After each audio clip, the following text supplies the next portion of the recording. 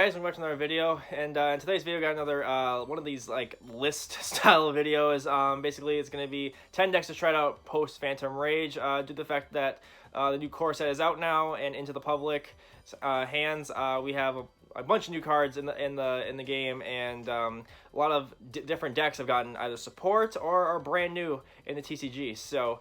Yeah, that's going to be pretty much what this whole list is about. Basically, all these decks on this list are going to be either decks that got support from this set or just a brand new deck in general. So without further ado, let's just get right into it. So the first one's going to be Virtual World, which is going to be one of the new decks that are coming out in this set.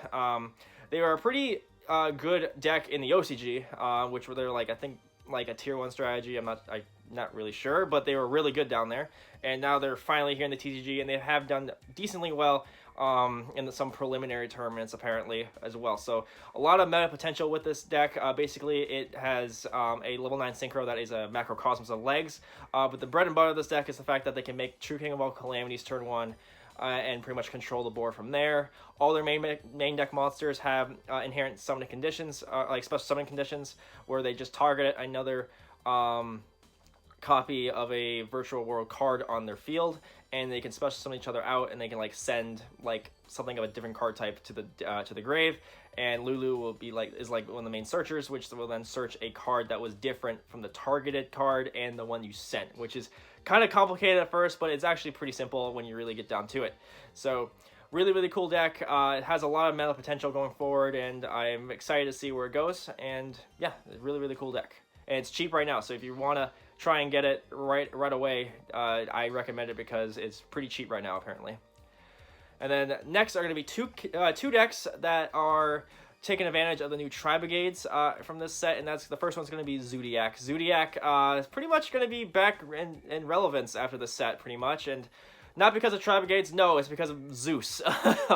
Zeus makes that whole deck amazing again. The fact that they make him so piss easy to summon just because they can just slap down Borbo, attack directly, and then slap him down is just amazing for the deck. And they also can take advantage of some of the Tri-Brigade cards as well to help pretty much like spice up the strategy and make it like a little bit more interesting rather than just playing pure Zoo. Not to say pure Zoo isn't interesting, but if you want to spice it up, you can throw in some Tri-Brigade cards and see where it goes. And the second deck that is taking advantage of these Tri-Brigades is going to be Melfi. Now, Melfi is more of a fun deck in this category. Pretty much they are a control deck that pretty much can like how do I put it? Like their two best monsters, like cat and dog, they kind of like bounce each other back to their hands and then special summon level 2 beasts from your deck, which is nice.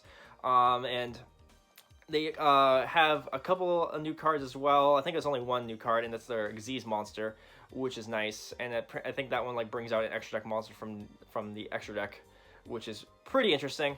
So there's a lot of potential for Melfi's. I don't see it doing a whole lot, but it is a fun deck and a casual deck. And if you are any casual players out there looking for a new deck to try out, Melfi's should be pretty good. They're pretty cheap, and yeah, they can use the new Tri-Brigades as well, which is really cool. And then next is another deck that's probably going to be seeing some competitive play here soon, and that's going to be Prank Kids. Now, Prank Kids got a new Link monster, which is the Link 1 in this set, that is just utterly ridiculous.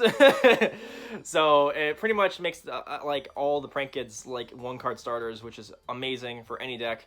And yeah, this thing helps in so many combos that the deck can now achieve, and just makes the deck like playable in the modern day right now, which is nice. Not to say it wasn't playable before, but now it's like way more playable and can like keep up with so many different decks now, which is nice. If you guys don't know anything about Prank Kids, they are pretty much a fusion deck, and a lot of their fusions kind of like tribute themselves to bring back the materials from the graveyard, which is really cool in their own right to help like achieve more fusion plays. And one of their main fusion monsters is a fucking Regeki. So the fact that now that you can have the new Link monster to help pretty much Regeki your opponent twice is just utterly ridiculous. So really cool. I'm really excited to see where Prank Kids are going to be going, and they should be a good part of the metagame going forward. I wouldn't say like tier 1, but I'd say maybe like tier 2-ish, like kind of like how Zoodiac is. They probably are in the tier 2 range right now until like a ban list hits, and we'll see where it goes from there.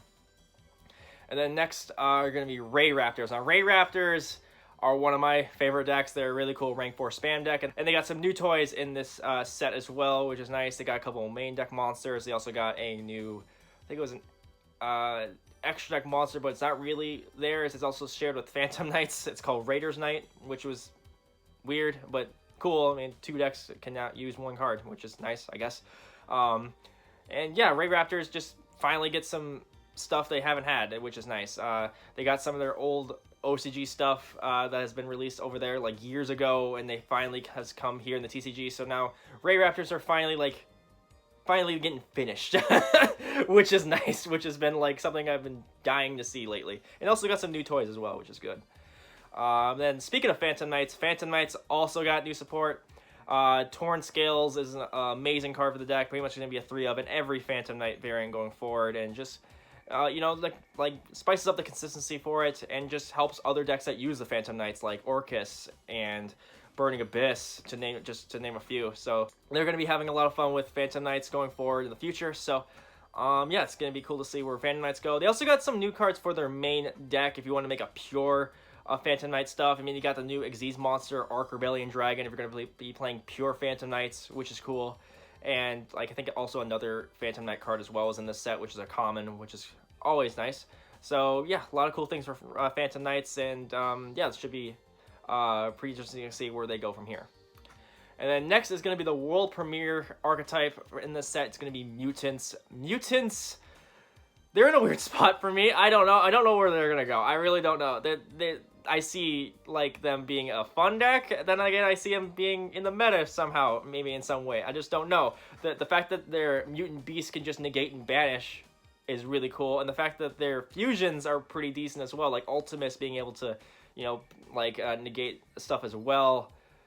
It's just they're in a weird spot. Okay, I don't know where they're gonna go. I don't know where the mutants are gonna go. They're a cool deck. They are a fusion deck that relies a lot about banishing cards and everything, and they can be paired with like Thunder Dragons, which is kind of like a popular build for them right now. And you can also pair them with Necroface if you're gonna be playing a pure build and everything. And also you could probably try and play around with Nemesis in this deck as well. So a lot of different avenues you can explore with this deck.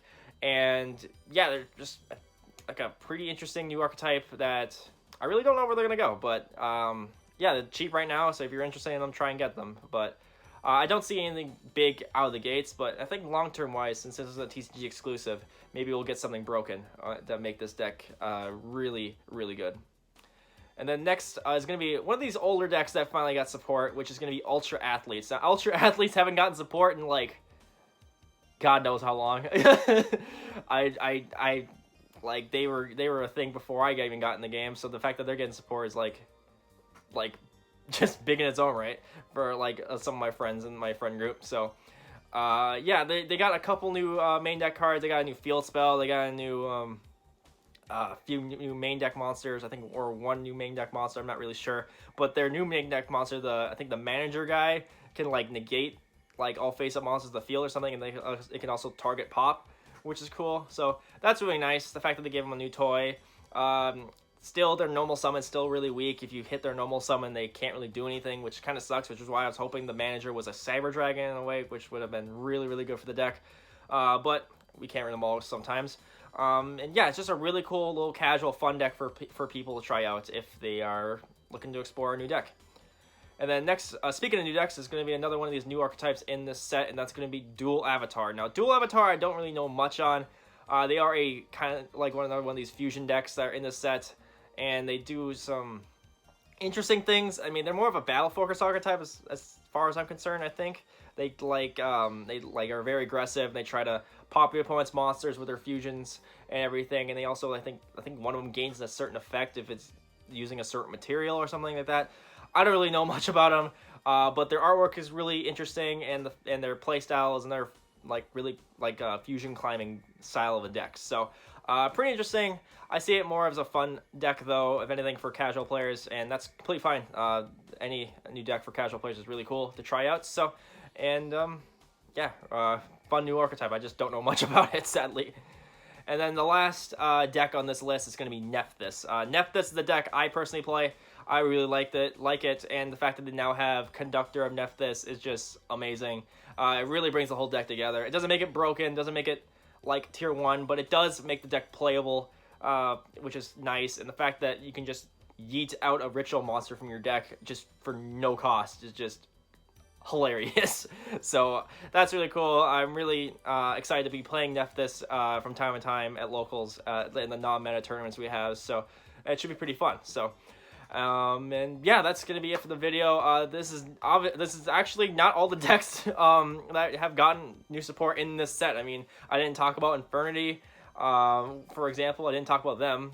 They got new support, but I guess that can be a little extra deck for you guys. Infernity got support in this, which is kind of cool. I don't know anything about Infernity, but hey, they got support. So, and yeah, that's gonna be it for you guys. Let me know what decks you guys are excited for post Phantom Rage, and what you guys are gonna be trying out in the comment section below. And yeah, if you guys all enjoyed this video, leave a like, comment, definitely subscribe. We should see you guys next video. Have a nice day.